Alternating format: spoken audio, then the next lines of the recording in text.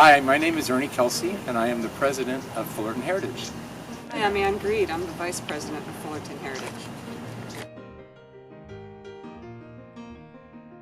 We had our first organizational meeting in May of 1991. Then we were officially incorporated as a nonprofit on February 22nd of 1992. So we are celebrating our 30th anniversary next month. It started when they were going to tear down Dr. Olson's office. So we know that today as Root of Gorse. But back in the day, Pacific Bell, which used to be a phone company, it was going to take over that whole block. And so a group of citizens got together in 1991 and started to form what is now Fullerton Heritage. And so that included Dave Zimner, Scott DeBlair, Lee Fuller, Tony Pashala, several other people, but that's where it started. It got its roots in something that was going to be torn down, and they fought to save it. So that's how we became Fullerton Heritage. So our name is Fullerton Heritage because we're not a historical society. We're more of a preservation group. And so that's why we wanted our name to signify not only the city, but what we're doing, which is preserving our heritage.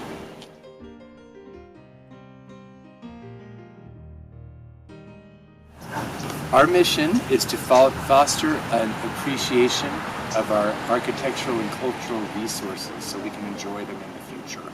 So we just want to make sure that what we've enjoyed as citizens is around so future generations can enjoy it too.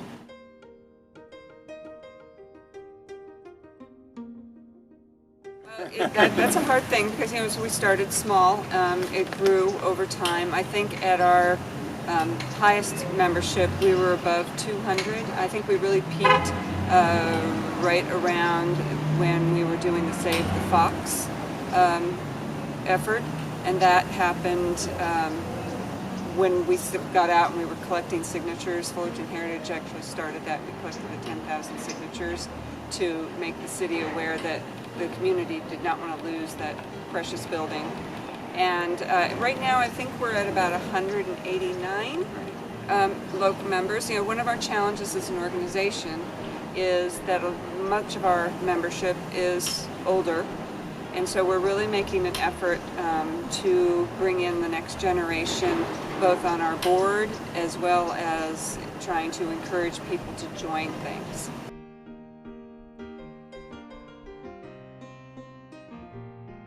I've been on the board, I believe, since 1992. I just like watching that we are saving these wonderful resources in the community, and that we really have a great working relationship with the city and other community leaders, understanding that our goal is not to mandate preservation, but yet to foster preservation and make good choices as to what realistic battles are and what are not. And it's been a great opportunity to give back to my community, so that's why I enjoy it so much. Same for me too. I really enjoy working with the team that's on Fullerton Heritage, and then we have a great working relationship with the city, so we can get things done. For example, the Amridge Brothers building, located across from City Hall, we took the lead and have restored that twice. As you know, it's moved around the city about 12 times, but it's now in its permanent location, and we did another effort to get it restored. So that was something we've done in conjunction with the city. The loading dock over at the depot, that was a big effort to get that saved, and we worked with the city on that. So we have a great working relationship with the city. I think as a preservation group, we realize the city needs to grow, and that's part of it, but we wanted to grow and not lose the charm that is Fullerton. Like, we have something that no other city really has. So our history and our culture and everything that's been achieved in the city is so important to preserve, and that's what gets me excited about it. One of our biggest achievements that we've been trying to make happen for many, many years is that the city did adopt in April of last year the Mills Act, which is an opportunity for homeowners to divert some of their property taxes to be able to maintain and rehabilitate and preserve their homes.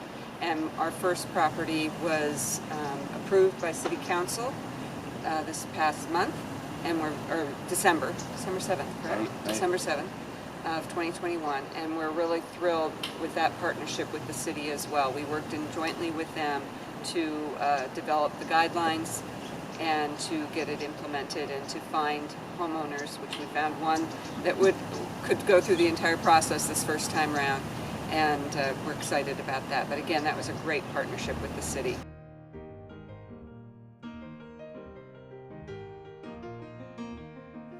Well, we don't really decide that.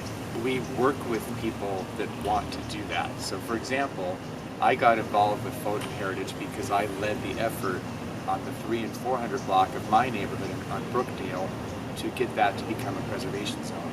So when I wanted to do that, I didn't really know what to do, and I reached out to Fullerton Heritage, and they basically gave me the process and worked with me as I went through it, because it took 2 years to do it. So we don't really decide, but we're there if people want to do something. So sometimes people reach out to us and say, is my home a local landmark? Or a business might say, is this building worthy for the National Register? And then some of them we look at and say, oh, this building should be on the National Register, like the Hunt is an example. We had to wait until the Hunt turned 50. So then once it turned 50, we worked and got it put onto the National Register. The So whole really, complex. Yeah, the whole complex. Including So the landscaping. The landscaping. So it really comes down to, if an individual says, I want my house to be on it, we'll help them. Or if a neighborhood gets together, which is really important, if a neighborhood gets together, it can be declared a preservation zone or a historic district, which gives it some added protections. And we also work with the city and even school districts, which aren't as covered by the city, but we keep an eye out on what's going on with the historic buildings. We know what our resource inventory is, and so we watch that very carefully. For instance, when the Fullerton Auditorium was starting to look at improvements for ADU and earthquake, we got heavily involved in that because of the disconnect between the school district's understanding of what it is that you can do with a historic building to still meet the ADA code and things of that nature. That historic buildings actually get a little bit of a reprieve or alternate options in order to maintain the historic nature of the building, because that is a National Register building, and what they were thinking of doing would have really caused it to lose its register status. But we go out and then we work with people, we try to educate people, and if necessary we will move forward and submit the National Register applications in order to save things, because although a local landmark, you have to have the property owner's permission and approval. National Register, you can just submit a document, and we ended up going that direction on the Hunt complex, although the church never did argue. They're very happy that we went through with that, and I think that's a good lead into our efforts to get properties on the National Historic Register and how we differ and help the city at a great savings to the city for doing that process. Do you want to carry that? Yeah, so National Register applications take about a year to be determined. So it's like writing a grant. So we have a team on our board, 2 people, that do the research and the photography. So it gets submitted up through the Office of Historic Preservation in California. Then they're the conduit with the federal government to get it placed on the register. So other cities will pay up to $10,000 to have somebody write this for them. And we, as a city, enjoy having 2 people that love doing it, so we get it for free. So we have 24 buildings on the National Register right now, which is, for our city size, a lot of buildings. And it really just takes effort of community members to do it. Because the city staff, that's not something they're going to have time for. And that's what Fullerton Heritage does, is a lot of the time, is that we're an extension of city staff, is how we like to view it. We have 3 retired city employees on our board, so they know how the city works, and that gives us a lot of advantage when we try to get things done. So we really enjoy getting things on the National Register.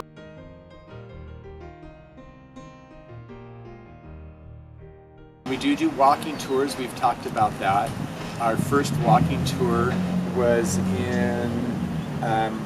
on June 11th, 1995, and they described it as a walking tour of Fullerton. So that was led by Warren Bowen, I believe, back then. So that's who I learned how to do the tour from.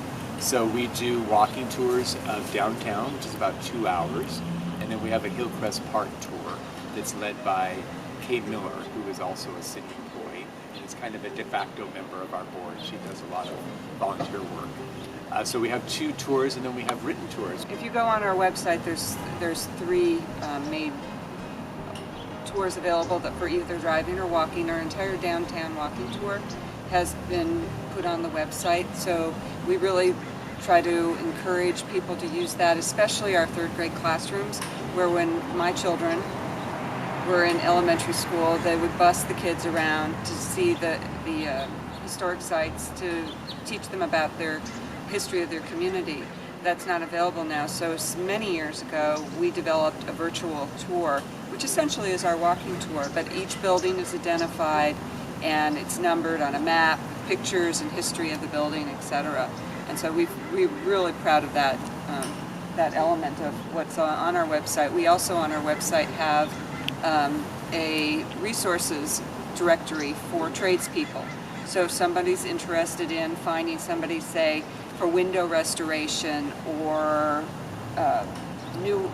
finding old fixtures, they can go on there and there's all kinds of information of different vetted craftspeople or services available that know historic preservation and could help to do things correctly when you're trying to improve something in your historic home.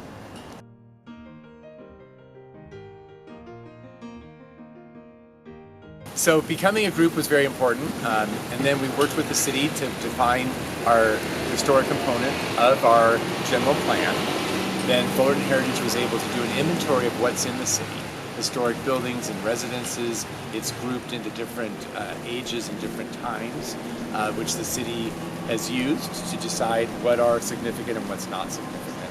So that's a huge part of it, and a lot of work that was done many, many years ago. So the city really owes a lot to that group, the Fullerton Heritage, that really took that through and got everything defined for us. And then we've been able to kind of just add to that.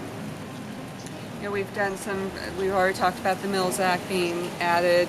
We've had some really successful endeavors. We had the Beckman Coulter administration building that we worked for years and years to save that building from demolition. We've done, as we said, the Hunt Complex. We've supported the Fox for many, many years. We keep an eye on even buildings on Fullerton Community College. I guess it's just Fullerton College at this point. We've supported the development of the changes at the Fullerton Auditorium. It just goes on and on. Right, well, and it's the over 20 National Register buildings. We have over 100 local landmarks that we've plaqued. So one of our things that we do is to educate, communicate, and advocate. So a big part of getting people to realize what we have in the city is something that marks it and says this is a historic building. So when I do the tours downtown and people see those signs, they'll say, well, I've seen those before, but I never really knew what they were. So the big square one is a National Register, and the oval one is a local landmark. So that's a lot of effort that we do on that. So that's something we're very proud of. And we just recently, in the last 24 months, went through an effort and have started to put signage up identifying historic districts. We went through and identified the 10 preservation zones first, and there's 6 more districts that we're planning to put signage up so that as people go into these neighborhoods, they can see this is a historic neighborhood. We want to continue basically what we're doing. We're loving getting more national landmarks and local landmarks. We're looking forward to starting our tours again. We haven't done tours for about 2 years since the pandemic started. We were hoping to start, but we didn't get to start this year. So we're thinking maybe March or April that we can get out here. It's always fun to have a walking tour. We want to do more with like Ann was saying, with the 3rd graders. We think we have an opportunity there to do some more local history. and local history going all the way back, not just about since the Amherst brothers came, because a lot happened before the Amherst brothers started our charming town. One of the things that, as Ernie had mentioned, that we're encouraging people, especially with the SB 9, which does provide an out for historic districts, to consider more preservation zones. With the city, we have developed a pamphlet that describes not just preservation zones and historic neighborhoods, it also talks to the Mills Act. And before the pandemic, our plan had been to start walking the neighborhoods, reaching out to the homeowners to explain to them what it is and encourage them possibly to consider trying to start the efforts to make their neighborhoods a preservation zone or apply for the Mills Act. And we're hoping that when things get back a little safer, we can start that effort to walk door to door and provide those pamphlets. In the meantime, they're available at City Hall, or people can contact us through our website at info@fullertonheritage.org. That's our email address, or our hotline number is also available on the website.